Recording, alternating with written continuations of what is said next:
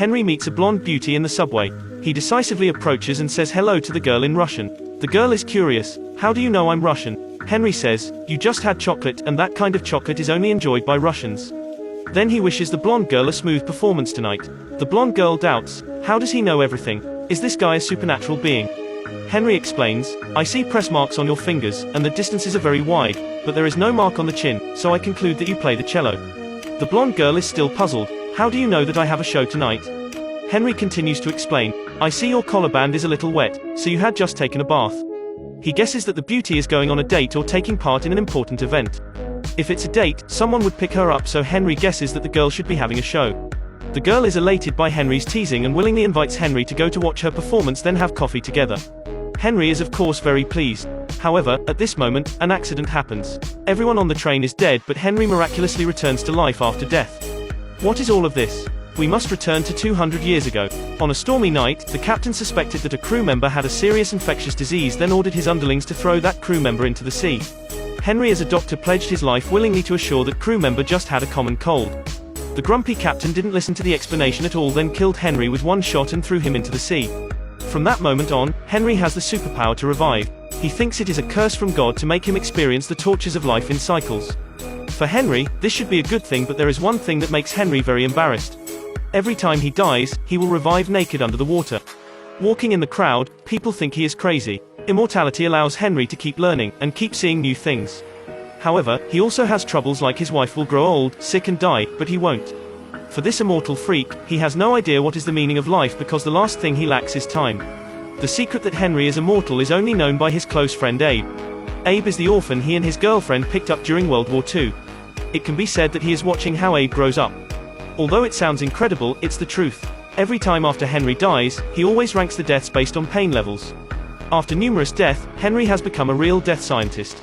By studying deaths, he wants to break the curse so he can get a true death. If he wants to understand the deaths, he has to go to the place with the most deaths. Therefore, he gets a forensic job in New York City. The female lead, Jo, is a police detective. She has to investigate the train accident. On the train, she finds the pocket watch that Henry forgets. The police suspect that the train driver died because of a heart attack that led to this accident happened. The passengers who were on the train were buried with him. They have to wait for the forensic examination result to know the specific cause of death. The next day, Jo comes to the forensic department to get the autopsy report. Every time Henry sees a beautiful woman, he will show his best reasoning skill. Seeing the press mark of the ring on Jo's finger and how she puts the ring on the necklace when divorced people always throw away the ring directly, he infers that Jo's husband might have passed away and the time is less than 1 year ago. As expected, he also guesses right this time. After the autopsy, Henry finds that the driver didn't die because of the heart attack but was poisoned to death. There is a large amount of foam in the lungs of the deceased. This can be confirmed after poison analysis. At this moment, a mysterious person calls. The mysterious person asks Henry how can he survive the subway accident. Why did the passengers on the train die but he is unscathed? Henry feels something is wrong and quickly hangs up the call. The secret of immortality is revealed, makes him feels the crisis for the first time. He plans to take Abe to leave this place, then find a new place to start again because he has experienced similar things several times before.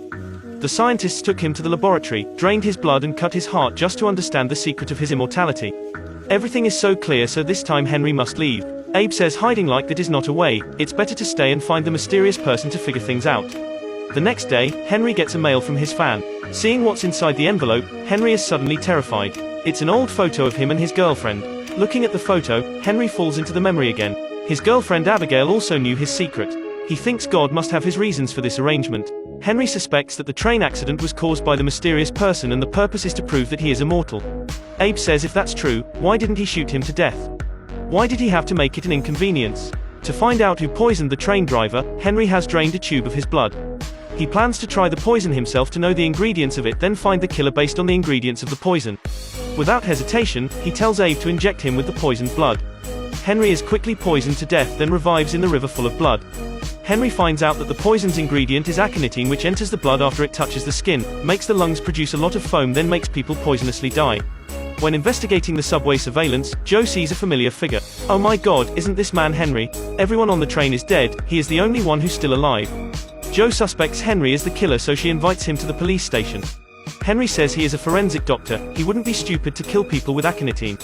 The effect of the poison comes too fast. If I want to kill someone, I'll use a needle. It won't show any effect until a few weeks later. In this way, I will have the evidence that I wasn't at the scene.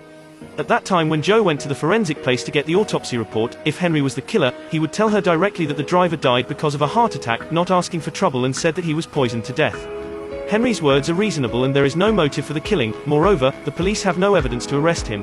After going back, Henry performs an autopsy on the driver again. As expected, behind the ear of the dead he finds an injection hole and a fingerprint. To help the police solve the case as soon as possible, Henry immediately gives the fingerprint to Joe. After using the database to compare, they find out that this fingerprint is Hans's. Therefore, Joe and Henry come to Hans's house to understand the situation. Henry finds Aconite near his house. With this, it can be concluded that Hans is the killer. They find out that there is a laboratory in Hans's house. There are still residues of poison in the beaker. When they're searching, Hans comes back. Arrest time, Hans breaks Joe's pistol with the beaker, then takes the opportunity to escape. Henry must help Joe to treat the wound or she will very quickly be poisoned to death. Through the investigation, Hans is a scientist with no previous convictions. 3 years ago, his wife accidentally fell onto the subway track and was run over to death by a train. Therefore, Hans always has a grudge against the train driver. After 3 years of careful planning, he finally killed the driver. However, things are not as simple as they thought. In Hans's laboratory, the police find a lot of poison and many patterns of marine life. Henry says on the roof of Grand Central Station, he had seen these patterns. Hans's wife was run over to death there. His target must be more than one train driver. Thinking of this, Henry feels that something big is going to happen and immediately rushes to the central station with the police. It's a bit cold in the station, so they turn on the central air conditioning. If Hans put the poison into the air conditioner through the ventilation duct, all passengers in the station will be poisoned to death. But when they run to the top of the building to check, they can't find any unusual things. When Joe relaxes her vigilance, Hans appears from behind and shoots her. When having a conversation with Hans, Henry knows that he believes it was the negligence of the New York Transportation Authority that made her wife fall onto the subway track, so he wants to avenge society to remove the pain in his heart. During the fight, Hans shoots Henry. When his plan is about to succeed, Henry holds Hans firmly and jumps from the top of the building. The next second, he revives with full of blood again. When Henry goes to the hospital to visit Joe, that mysterious person calls again. "Hey bro, I heard that your blood was splattered last night. Why are you still alive?" Henry asks what on earth does he want. The mysterious person says he wants to die like him. It turns out that the mysterious person is the same as Henry, he is also immortal. Suffering pain, curse and torment, at the end of the film, Joe says that there is another murder nearby. She wants to ask Henry to be her forensic doctor to investigate this case. Okay, this is the end of the episode of the American film, Forever. I will continue to explain the second episode to you tomorrow. Welcome to See you next time.